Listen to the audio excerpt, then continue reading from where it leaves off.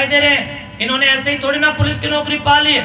इन पर इल्जाम तो कोई 2 कोटी के लोग कोई भी लगा सकता है, मैं भी लगा सकता हूं। लेकिन जब इनके बारे में आप लोग पढ़ोगे या डॉक्टर के बारे में पढ़ोगे, वैज्ञानिक के बारे में पढ़ोगे, तमाम प्रकार की उपलब्धियों के बारे में पढ़ोगे, तो उन लोगों ने कलम क्रांति के साथ वैचारिक क्रांति का संघनाद करने का एक बड़ा बीड़ा उठा करके कार्य किया है।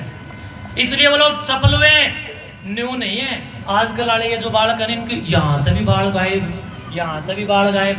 मैं पूछ रहा न्यू कुकर बैटरी सामू कर दे। बोले महाराज जी आपने कौन मेरा या फैशन है। एक दिन तो बड़ा चाड़ा होया। एक दिन एक गांव में हम प्रचार में गए, मैंने कहा यार ये नशा छोड़ो। तुम्हारे जहां हम लोग गए हुए थे पिछली साइड में घर था और घर के एक छोटा सा बच्चा बीड़ी का जो फेंक, सिगरेट का और बीड़ी का जो टोटका वो पी रहा। तो एक लड़का मेरे पास आया, बोला बीड़ी ना पियो, सुल्फा ना पियो, दारू ना पियो, स्मैक ना पियो, अफीम, गांजा, चरस, भांग, हेरोइन, तंबाकू, इस गंदगी से बचो। और बोले आपने पीछे तो चाड़ा हो रहा है। मैंने कहा अभी चाड़ा क्या हो गया? बोले चाड़ा नहीं जी चाड़ा हो रहा है। मैंने कहा क्या चाड़ा हुआ? बोले जी एक छोटा सा छोरा अपने पिताजी के बराबर में बैठ के सिगरेट पीने लग रहे। मैं उठ करके गया और जाकर के मैंने देखा तो वास्तव में एक बच्चा ये अपने पिता की खटिया के बराबर में बैठ करके दादा या पिता के द्वारा फेंके गए बीड़ी या सिगरेट के पीछे वाले टोटके को पी रहा था, फूंक मार रहा था। मैंने उससे कहा बेटे तेरे को शर्म नहीं आती? जो बोले जी शर्म किस बात की? तोतला बोल रहा था छोटा, शर्म किस बात की गुरु जी? मैंने कहा बेटे तू अपने बाबू के अपने पिताजी के बराबर में बैठ करके सिगरेट पी रहा, तेरे को शर्म नहीं आती? बोले मेरा बाबू कौन सा पेट्रोल पंप है जो आग पकड़ लेगा। यानी बच्चे में नकारात्मक बुद्धि के हेतु बनते जा रहे हैं। बंधुओं एक दिन और एक चाड़ा पट्टे, एक गांव में हम लोग गए, हमने कहा भी चलो यज्ञ कर लिया, हवन कर लिया, आप लोगों को जागरूक करने के लिए हम लोगों ने काम कर लिया और आओ आगे संकल्प लेते हैं कि हम आज के बाद नशा नहीं करेंगे। बाकी तो आगे 5-4 पीछे बच गए, वो आवे ही नहीं। हमने पूछा अभी क्यों नहीं आते? बोले बस जी हमने तो ले लिया, संकल्प ले लिया। अरे माँ क्या संकल्प लिया? बोले हमने तो संकल्प ले लिया आज के बाद तारक दौड़ ही नहीं आना। तो हमें अच्छी सिखाओ, तारक दौड़ आना ही नहीं। माँ फिर किस जाओगे? बोले वो नाचने वाली आऊंगी, गाने वाली फूड आऊंगी, उड़े टेस्ट ले। इसका मतलब ये कि समाज की एक बड़ी संख्या युवाओं की चेतना आज इन हरियाणा के फूड गानों में पढ़ करके समाज को फूडता की ओर भी आगे बढ़ा रही है। नंगड़ा का ब्याह थी, एक गाना खूब चला और जिसने ये गाना लिखा उसकी भी मैंने पूरी वाट लगाई। और हरियाणा को बिगाड़ने के लिए हरियाणा के इन फूड गायक कलाकारों ने भी बहुत काम किया बंधुओं। इसलिए इन फूड गायकारों के खिलाफ भी और पुच्छा वालों के खिलाफ भी और जो समाज के विरुद्ध कार्य कर रहे हैं उन सब के खिलाफ एक चेतना आपके बच्चों की तरफ होनी चाहिए। अगर नहीं होती है तो फिर आप जिंदा नहीं, आप मृत आत्मा सड़क के ऊपर घूम रही है। आप लोग केवल और केवल नेताओं के काम आओगे, उनके झंडे ठाने के लिए। अगर आप लोग मृत रहोगे तो 5 साल बाद में बेवकूफ नेता आएंगे, अनपढ़ नेता आएंगे, गंवार नेता आएंगे और तुम्हें फिर बेवकूफ बनाएंगे। फिर तुम वोट दे दोगे और जीतने के बाद फिर तारे काम नहीं करेगा, फिर गाली दोगे कि अब आइयो की बार, फिर 5 साल बाद में होगा, फिर तुम बेवकूफ बन जाओगे, फिर यूज करेंगे, फिर बढ़ जाएंगे, लुटेरों के द्वारा लुटे जाओगे। और क्या काम आओगे? इन पुच्छाड़ा के काम आओगे। और क्या काम आओगे? दारू बेचने वाले लोगों के ठेके पर भीड़ करने के काम आओगे, उनकी बोतल खरीदने के काम आओगे। और क्या काम आओगे? जब संकीर्ण मानसिकता के अंदर दबावनी बढ़ेगी तब तब आपस के लोग तुम्हारे से अपना उल्लू सीधा करेंगे, उस उल्लू सीधा करने में तुम काम आओगे। बंधुओं एक और एक 2 होते हैं, एक और एक 2 होते हैं ना, तो इस विधा को कहते हैं 1 + 1 = 2, इसको कहते हैं गणित। और 1 को अगर 1 के बराबर में खड़ा कर दिया जाए तो ये होते हैं 11 और इस विधा को कहते हैं संगठन। लेकिन बंधुओं 1 अगर 1 में मिलकर 1 हो जाए तो उसको कहते हैं प्रेम। और अगर 1 को 1 में मिला दिया जाए और वो 0 हो जाए इसका मतलब ये अध्यात्म है। जैसे मीरा हुई, जैसे हमारे योगेश्वर श्री कृष्ण श्री राम हुए, सब ईश्वर में लीन होकर के 0 हो गए, अपने आप को अध्यात्म में डाल दिया। और बंधुओं अगर 1 को 1 से मिलने ना दिया जाए तो ये होती है कूटनीति, और अगर 1 को 1 से लड़ा दें तो ये होती है राजनीति। तो इसलिए फिर तुम काम आओगे लड़ाने वालों के और तुम्हें नशेड़ी बना करके लूटने वालों के। कब तक काम आते रहोगे? अब अपने बच्चों के काम आओ, अपने बच्चों को पढ़ाओ, खुद पढ़ो और आगे बढ़ो। बंधुओं, जो नहीं पढ़ता वो ये मान लेना अपने नजदीकी दुनिया का कैदी है। जिस व्यक्ति को पढ़ाई से प्रेम नहीं है, जिस लड़के को शिक्षा से प्रेम नहीं है, ये मान लेना कि वो लड़का वो उस परिवार के लिए भी घातक बन सकता है। क्योंकि समाज में जितने अपराध बढ़ रहे हैं, एटीएम को उखाड़े जा रहे हैं, छोटी छोटी गुड़ियाओं के साथ बलात्कार किए जा रहे हैं, नशा फैल रहा है, इसके पीछे सारे के सारे सिस्टम के पीछे अशिक्षा और समाज का सुसुप्तीकरण, समाज जो सुसुप्ति हालात में है, इस सारे अपराधों की जड़ अशिक्षा है। इसलिए अपने बच्चों को शिक्षित कीजिए, परीक्षित कीजिए, अपने बच्चों को दीक्षित कीजिए, अपने बच्चों को उच्च कोटि के साथ सुसंस्कृत कीजिए, शुद्ध कीजिए, परिष्कृत कीजिए और अपने बच्चों को चंदा मामा अर्थात जो चांद की हम लोग बात करते हैं, हमारे साइंटिस्टों ने, हमारे वैज्ञानिकों ने मिलकर के चंद्रयान 3 जो पहुंचाया है उसके बारे में बताइए। हमारे बच्चों को मंगलयान के बारे में बताइए, मंगल ग्रह के बारे में बताइए। हमारे बच्चों को विज्ञान के रासायनिक पदार्थों के बारे में बताइए। हमारे बच्चों को उत्सर्जन के बारे में बताइए, प्रावर्तन के बारे में बताइए। जो पढ़े लिखे लोग यहाँ पर बैठे हैं, उत्प्रेरक के बारे में बताइए, सांद्रता के बारे में बताइए। हमारे बच्चों को एल्कोहल के बारे में बताइए, CH3COOH कितना खतरनाक हो सकता है। हमारे बच्चों को इकाई आयतन में उपस्थित अणुओं की संख्या के बारे में बताइए। हमारे बच्चों को परख नली से लेकर के विज्ञान की तमाम कसौटियों तक जहां वो पहुंच सकता है वहां तक उसको पहुंचाने के लिए प्रयास कीजिए। हमारे बच्चों को संस्कृत और इंग्लिश और हिंदी हर सब्जेक्ट का ज्ञान दीजिए और दिलाइए। बंधु, पढ़ाई केवल इसलिए नहीं की जाती कि हम लोग नौकरी लग जाएं।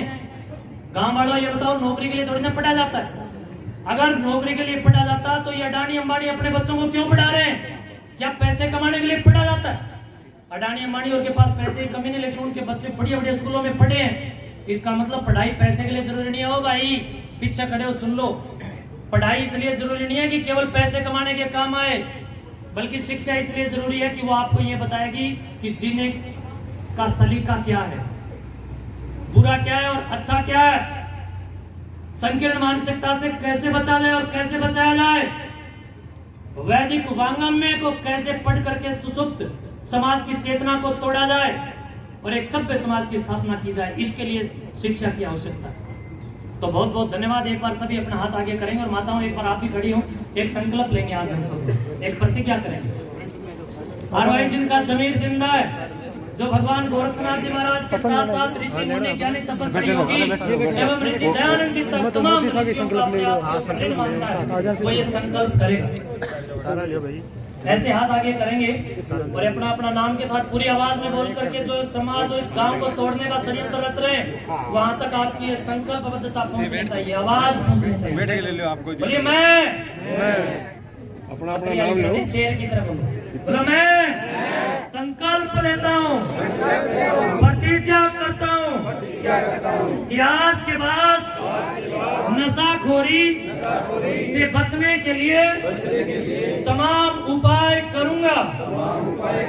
मैं खुद नशा मुक्त होकर औरों को नशा मुक्त करने के लिए प्रयास करूंगा। मैं वीर भगत सिंह का वंशज हूँ। मैं तमाम क्रांतिकारियों का वंशज हूँ। मैं ऋषि मुनियों का देवी देवताओं का वंशज हूँ।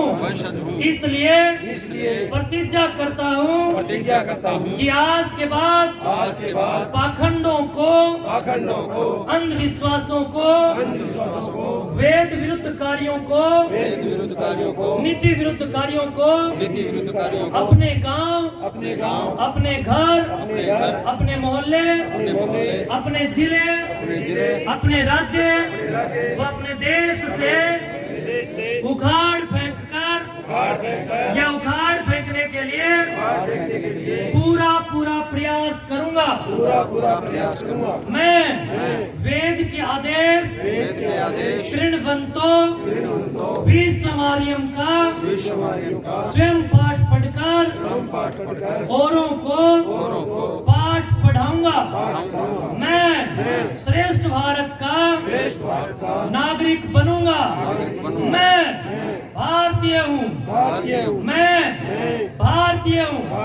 मेरे शरीर के कण-कण में भारतीयता का संचार हो रहा है।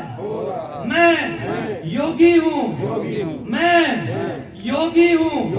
मेरे शरीर के कण-कण में योग का योग्यता का संचार हो रहा है। मैं उपयोगी हूँ। मैं उपयोगी हूँ।